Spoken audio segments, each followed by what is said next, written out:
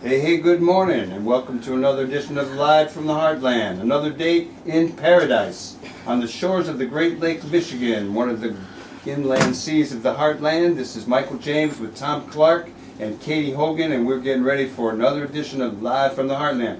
We have Joe Moore, an aldermanic candidate. He is our alderman, and he is a candidate for the 49th Ward aldermanic position once again. And we're going to have Sammy Blue and Tom Crivolone. Is that how you say that? Crivolone. Crivolone. And they're going to talk about a tribute to Eddie Clearwater going on. So get ready for the next hour. We're going to have some good talking, some good music. You'll have a lot of fun. It'll inspire you to go forth in the world to make it a better place. Good morning, Tom. Good morning, Michael. And we want to make sure that Rogers Park residents know that this Tuesday, January 15th, at 7 p.m. at Sullivan High School, we will be having a debate between the aldermanic candidates in the 49th Ward. We hope you can make it. We have several other announcements in what's a very busy electoral season, which we'll be mentioning during our banter at the bottom of the hour. But we wanted to start right off with our interview with Joe Moore, who has to run off to another meeting later this morning.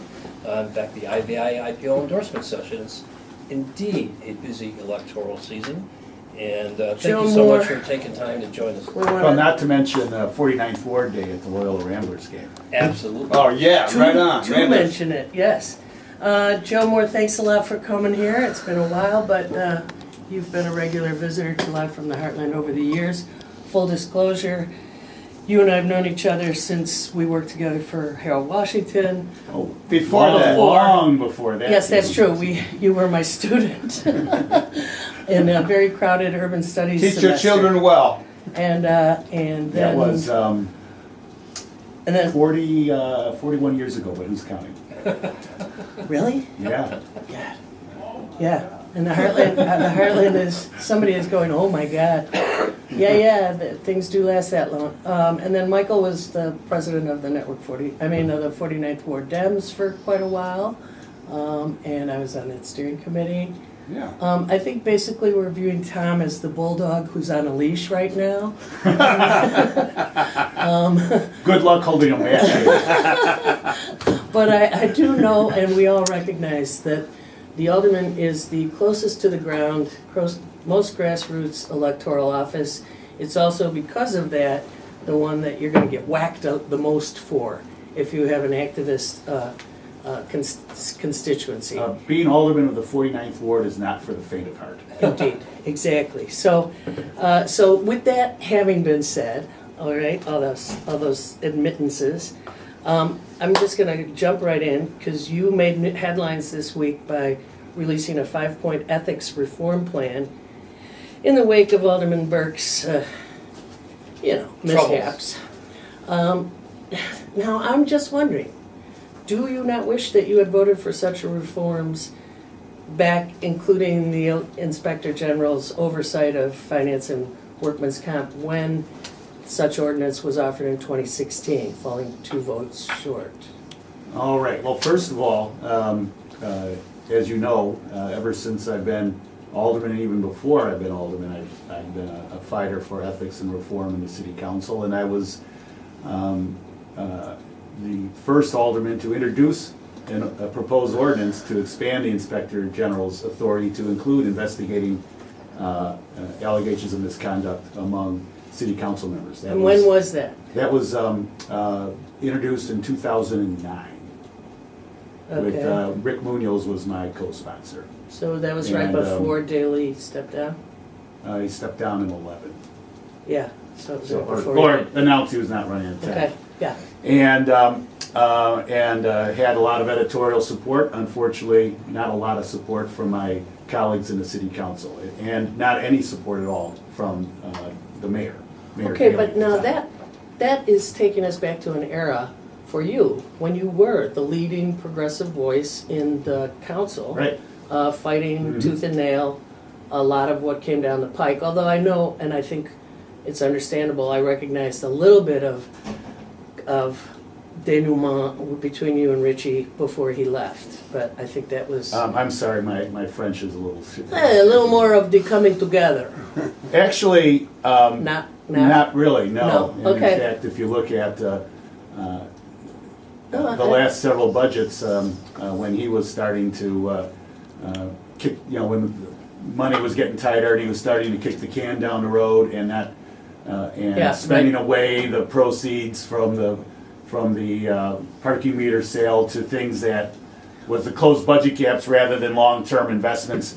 I was a regular vote against the mayor's budget, and well, give you an example. Just a few years before that was the living wage ordinance. I know. don't think he ever forgave me for that.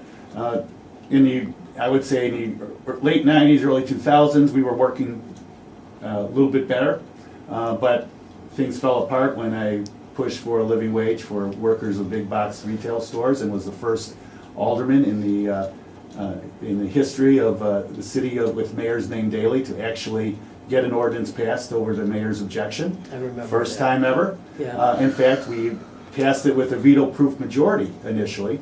And unfortunately, Daley was able to convince two of the aldermen to flip and was able to sustain veto. But while we lost the battle, we ultimately won the war because it put into place an increase in the minimum wage statewide, and ultimately the establishment of the first time ever minimum wage for City of Chicago workers. And again, this was the living $13 wage an hour. ordinance that Right, you're talking about. that paved it. And after that, things weren't so hunky-dory between Daley and me, and as you recall, in 2007, I had a very big battle when I ran for re-election, and Daley's hand was quietly behind it, with a lot of money thrown against me and funded by my opponent. So I think, I just wanted to correct the history that we were never really that close, although we did work well on projects specific to the 49th I think ward. I was probably speaking in relative terms, but let's move on. We've got a So question. anyway, I did want to, because you mentioned that vote on the. Oh, yes, let's So- back to the, Let's look at the first thing is 2016. we're gonna have a hard time getting to all these questions. Well, Quit talking. but it's important to have the context. Yes, 2016, finally, the city council, landmark legislation adopted an inspector general, giving the inspector general the ability to investigate allegations of misconduct on the part of members of the city council. Long overdue. I was happy to support that. The original ordinance that was proposed was also included the ability of the inspector general to look at how the city council operations are done, ways of making more efficiencies, making recommendations. So it wasn't like allegations of misconduct, it was simply, how could we make better. government run more efficiently? right. Totally in support of that, Right. absolutely. Here's the deal, and this is a challenge when you work in the legislative arena. That expanded ordinance did not have the votes to pass. It was only 2 votes short. Well, no, and that's another thing that's been misrepresented in the press, that never came up for a vote. That never came up for a vote. I remember. Because What the vote, no, Burke and let me Ron finish. didn't Hold on. want it to come What- up for a vote, right? What came up for a vote is, and this is where we get a little bit in the The weeds. legislative weeds, but we have to, do that to explain it. Sure. What came up to a vote was a motion to substitute the original ordinance, which did not have the votes to pass, with an ordinance that just limited the inspector general's authority to investigate misconduct. That had the votes to pass, and I felt that 2/3 of the loaf was better than none, because if the full ordinance had been up for a vote, because it was involving investigating, or not investigating, but examining committee work and examining the work of the aldermanic offices, not in terms of misconduct, but in terms of efficiency, that did not have the votes, and the whole thing would have gone down. And we would not have had the inspector general being able to vote. So I, as an alderman who's looking to move the ball forward, progressive ball forward, I wanted to have 2/3 of a loaf than none at all. Unfortunately, the risk you run when you're in the legislative process and you try to work compromises and operate in the real world is sometimes these things get misrepresented. I support full expanded authority, that's why I'm continuing to push it, although I'm getting pushback already on that one. But but I also wanted to get something rather than nothing at all. So as one of the longest serving aldermen in the city council, it was only recently that you were elevated to a committee chair. And so. 8 years ago. And, well, for someone who served 28 years, it's a long time to wait for a committee chair. Right. And the way the city council works. Glad you got it. There have to be a zillion different committees that are there. What can you point to as chair of the housing committee that has helped the city overcome its segregated history and bring more affordable housing online? Oh, boy, I can, well, let's just start with the 49th Ward, because that's my first and foremost interest. Because of my position as chair of the City Council Committee on Housing, I have been able to secure for our ward 3 very important affordable housing initiatives. Number one, and this is one that is near and dear to my heart because it affects, I saw a real impact on helping lives, and that is the LFTH House. LFTH House is a 56-unit senior building that happens to be right down the street from where I live now. The Council for Jewish Elderly, which owned the building for many, many years and kept it affordable, was selling the building. And they were going to sell it to whoever was the highest bidder. And I urged them not to do that, but they were intent on maximizing their return to support their other programs. But what that would have done would have jeopardized the homes of, affordable homes of 56 senior citizens, one of whom was a Holocaust survivor. So I stepped in and was able to build on the relationships I built as a member of the City Council Committee on Housing, and was able to get the CHA to step in and buy the building from the Council for Jewish Elderly, thereby saving the homes of these senior citizens. That to me is, that to me, if nothing else I do for the rest of my life, that meant a lot to me and meant a lot to those seniors. Number 2, we had a vacant lot near your hometown, at the corner of Clark and Estes. Had been vacant ever since the Great Recession of the 2000s when a condo development went under. Affordable housing developer approached me and asked me for my support for affordable housing for working class and low income families. After we did our community process, I lent my support, but in order to finally make the deal happen, he needed to get what they call tax credits, essentially money, financing from the state or from the city to make the numbers work. He applied from the state, they turned him down. He applied from the city. He initially got turned down. I stepped in and said, this is important to me, this is important to my community, we need more affordable housing, and I was able to get city tax credits approved for that development deal. Final one, at the corner of Sheridan and Devon, there's a landmark public-private partnership between the Chicago Housing Authority and a private developer to build 111 units of housing, 2/3 of which are set aside for public housing, CHA housing, for CHA residents who really need the housing. In addition, there's a new Target department store that will provide 70 jobs. We're having a job fair Monday for people who are looking for work down by Sheridan Devon. Check my website, find out information. And retail amenities for people who now have to go out of the neighborhood. The private developer and Target are paying rent to the CHA. So they're actually making money off the deal. They're providing 65 units of public housing in Rogers Park and taking the money that they're making from the leases to create more housing. Other areas in Rogers Park, other areas on the north side that desperately need public housing. So those are 3 examples of how I've been able to use my influence and in the City Council Committee on Housing to benefit the people of Rogers Park and achieve our goal of maintaining the economic and racial and cultural diversity of our neighborhood. Alderman Moore, speaking of, we're going to switch to another mayor. In emails released by the mayor last year, that would be Mayor Rahm Emanuel, it appears that you are offering surrogate support to Rahm after the delayed release of the Laquan McDonald shooting video and subsequent media melee and protests. Your thoughts, comments on that? Sure. First of all, I have been a fighter for police reform and accountability since before I was alderman. I was the first person to introduce community policing concept to the city, and we were the first pilot project in the city to have community policing. And as you know, because Mike, you share credit for this. For the thing with the mayor? No, No, no, okay, go ahead. for reparations. All right. You introduced me to, well, these people I already knew, who were fighting for an ordinance to provide reparations to the victims of police torture. Right. And I was able to get that through.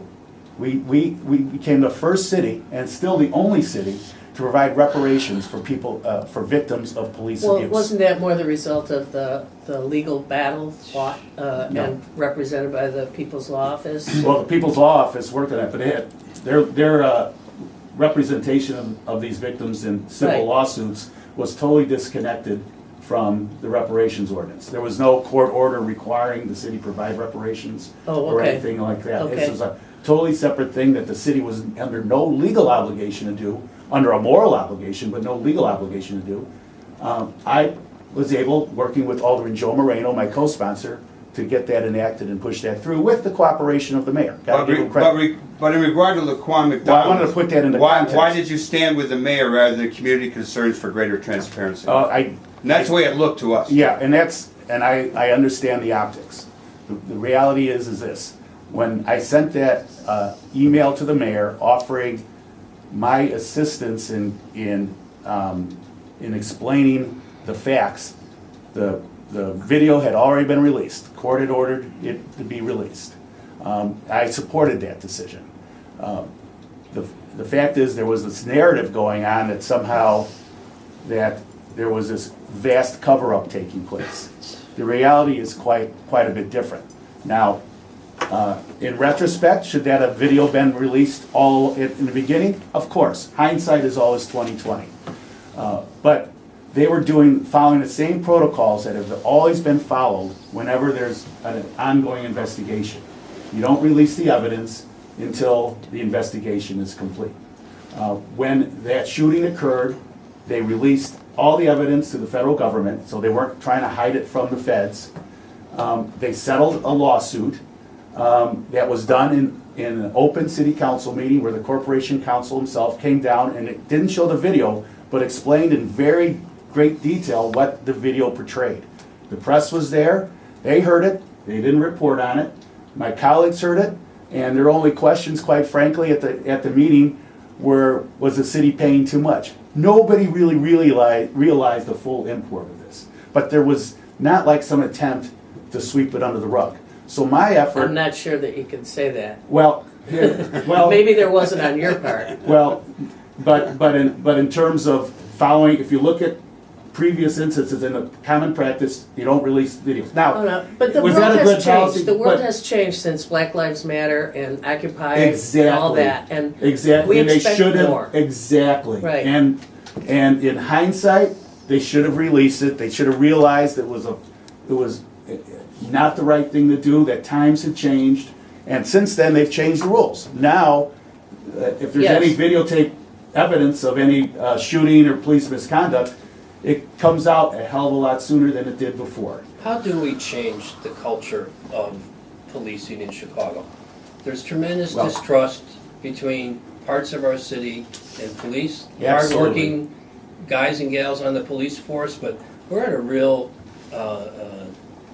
pressure point right But- now Well, because and there's can so you- much distrust. Can How- you speak to the consent decree in that too? Yeah. Yeah, that was gonna Thanks. be part of my answer. Thanks. Is that, and then I want to talk about community policing too, but the consent decree is the best thing that is going to happen to policing and police community relations in this city. And there were many terrible things that were a result of Trump's election.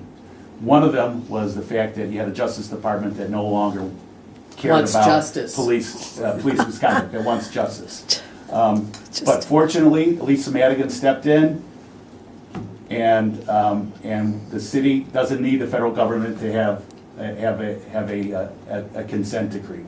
What have consent decrees done in other cities that initially resisted them, but now I'm glad they did it? Los Angeles. Right. They had a horrible track record, Rodney King, go on and on with police-community Okay. relationship. They had a consent decree, and over the next 20 years, you had better police relationships, less instances of police abuse, and lower crime. There's a lot of people that say, oh, you put in all these restrictions on the police, crime's gonna go up. the reality in cities like LA, like Seattle, like Baltimore, that have had consent decrees because of police misconduct in the past, they've had better community relationships and lower crime as a result. I'm hopeful that this will happen in Chicago as well. Well, I agree with you that it's the most radical thing that's happened to policing yet. Of course, the head of the Federation of Police Oh, yeah. is completely against it and speaks like Trump whenever he gets a microphone in front of him. We were very involved in as one of the plaintiffs in the lawsuit. Network 49. Network 49 was one of the plaintiffs, so we were at meetings all for the last 2 years on this thing, and think it's an incredible thing. So I'm glad you like it. I didn't hear you saying much about it when it was being formed. I'll But cite you the articles.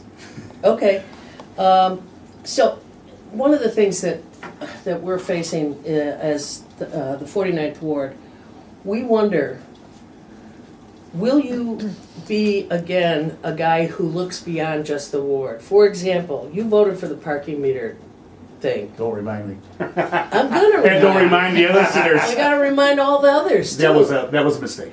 Yeah, and so when do we get a council that may, I don't think we've ever actually truly had it, because some of the people pretending to be progressive during Harold Washington's time were just pretending. And as soon as he died, they went back to being, where's mine and how much do I get? So how do we get a council that actually looks at the bigger picture and makes decisions for the entire city together that are beneficial, whether it's for being better stewards of our lakefront and getting ahead of that in the era of Trump, getting more desegregation of our city, desegregation of services, less privatization of schooling. All right, so I'm sorry, I went way too far, but these are the questions of, a lot of people want a new city council, one that sort of goes more in that direction. What do you think about all that? Well, I think there are going to be a lot of new people on the city council. Mm-hmm. I think you need it. You definitely need fresh blood. You also need people with a demonstrated track record of support for progressive causes who've been there a while to be able to make sure that whoever is mayor is held accountable. And you look at the track record of the city council over the last 8 years, and you compare it to the city councils of previous years, I mean, going like way back in the history of our memory, Yes. there have been a lot of really, really strong progressive measures that have been passed by the city council What over are the the last two 8 most years. important? Minimum wage. Minimum wage. Okay, Significant- that was brought about from significant- grassroots. Exactly. Yes, okay. Exactly. But there's been grassroots energy for years, and It broke through. It broke through. Absolutely. And another- 57% increase in the minimum wage in the city of Chicago. That doesn't only help the minimum wage workers. It helps lower wage workers that might be making a little more than minimum wage. Because when you Absolutely. raise the minimum wage, you have to raise the wages for everyone else. So everybody Another benefits. one of our Paid- favorite topics. Paid sick leave. Yes. Paid sick leave. You now are entitled as an employee working in the city of Chicago to actually get sick leave and not have to choose between going to work sick or your wage. Those are Okay. the two most. Michael's got his hand up. I just want to talk money. I want to ask you about your relations with Alderman Burke. You were the 12th highest recipient of money from Alderman Burke, and you also got 20 grand from Ram recently. So Money. and he only gave that money to his big-time supporters. So tell us a little bit about you, Burke, you, Ram, and your thoughts, Joe. Sure. Burke. Well, first of all, Spoken in a way that you won't be asked by any other outlet. oh, I wouldn't be so sure. So, yeah. Over the course of 15 years, or at least the statistics I saw from 2001 until the present time, Burke has donated modest amounts to me, but has donated money to campaign contributions. To me, it was usually $250 over the course of 15 years. I think it was $2,700 or $2,750 that I've gotten over that time. Other aldermen received a lot more. There were 35 of us, including members of the Progressive Caucus, Rick Munoz, Scott Wagasback, John Arena, who all received, relatively modest contributions from them. And and one of the reasons that I'm a big supporter of public financing, so I don't have to answer those kind of questions. Yeah. But I also have to be able to raise money to get my message out and to campaign. And there was, never any quid pro quo. They were unsolicited money contributions, usually, like I said, $250 that came in the mail when I sent out a fundraising solicitation to my entire list, which also includes aldermen who, we've always had sort of a kind of a practice of going to each other's events just as a matter of collegiality. And so that's my answer to that. Joe, you've enjoyed as a darling of the progressives, if I can put it that way. Once upon a time, really. You've enjoyed a lot of union support and both financially and troops on the ground. Not so much this time. Why the shift? How do you prevail in this next election? Well, I have, without those I resources? still have support from a lot of labor, and will continue to do that. I'm one of the strongest supporters of labor. There are a couple organizations that have disagreed with me on certain topics, but here's the bottom line. I've always done what I think was best for the people that I represent and best for the city of Chicago. I've always made those judgments, and I've always made judgments based on not so much based on what is right, not because of my, not for political reasons. And I've taken some positions in the community that I knew would not necessarily be politically beneficial to me, but I believed were in the best interest of the people I represent, and particularly those who are without power. And I'd be happy to stand by those decisions. And I'll stand by my record. It's continued to be one of the most progressive members of the city council. And we've talked about some of the things that I've been able to accomplish over the last 8 years.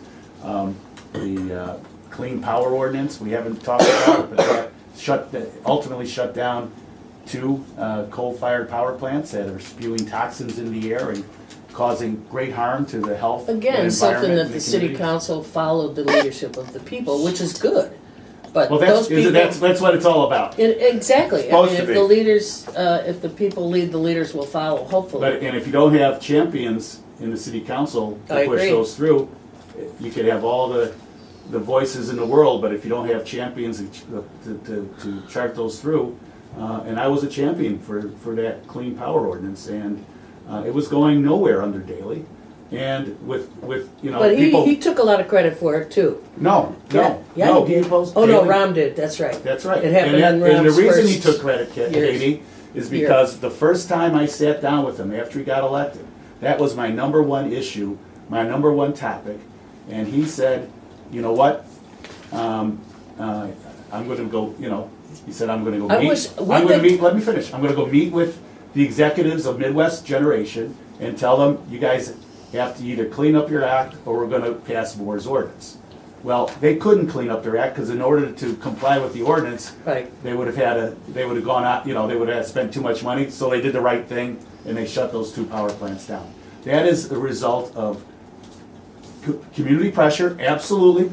Community organizing and for years. community organizing. Right, yeah. My cousins Pamela and Richard Absolutely. were in the lead of that, and we worked as a family together with community organizations to get that passed. But ultimately, what got it over the finish line was a mayor who would work with me. And Would that's that the he have difference between continued at Daley. that pace? That's between the difference between Daley and Ram is I never talked with Daley other than pleasantries. Mm-hmm. With Ram, we've actually gotten less pleasantries and more accomplishing Well, I things. mean, Like it's- the clean power ordinance, should- like the minimum To wage be ordinance. expected, the 49th Ward delivered for Obama.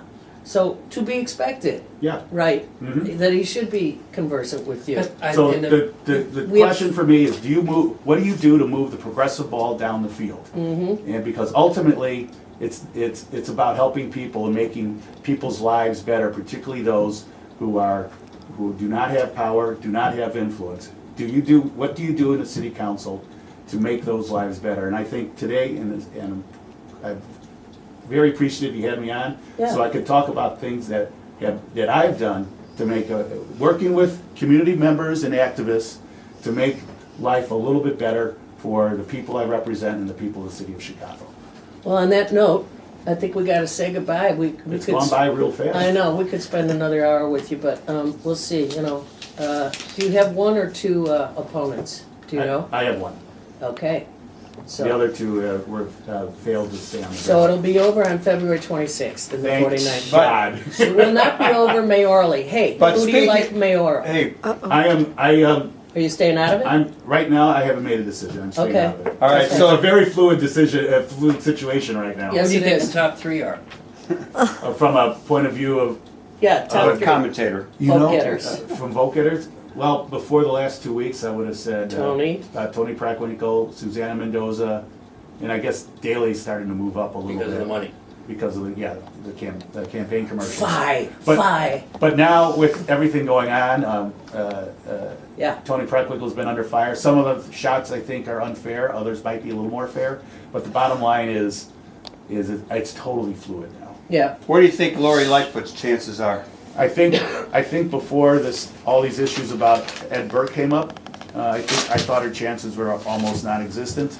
Now I can see that there might be a path to victory, but there's not been a lot of focus on her, and she's got some issues that she's going to have to answer for. First and foremost, being the lead attorney on representing the Republicans in the suit challenging the federal congressional district remap. That's going to have to be something that she's going to have to Sometimes answer for. In Illinois, sometimes working with Republicans has been the only place to work. Let's remember all Oh, those cut it history. out. All right. Well, not in the last 20 years. Not in the last 20 years. Okay. You can meet Debate. Joe Moore and hear him and his opponent, Maria Haddon, answer questions at a League of Women Voters moderated debate this Tuesday, January 15th at 7 p.m. at Sullivan High School. Doors open at 6:45. There will be Spanish translation and babysitting available. We hope there's a great turnout to hear these two candidates for alderman and their issues. In the Joe- great 49th Ward. And Joe, thank you so much. Thank you very much, Thank you for having me Joe. on. I appreciate it, enjoyed it. Right on. And you're listening to Live from the Heartland, WLUW 88.7 FM. We will be right back.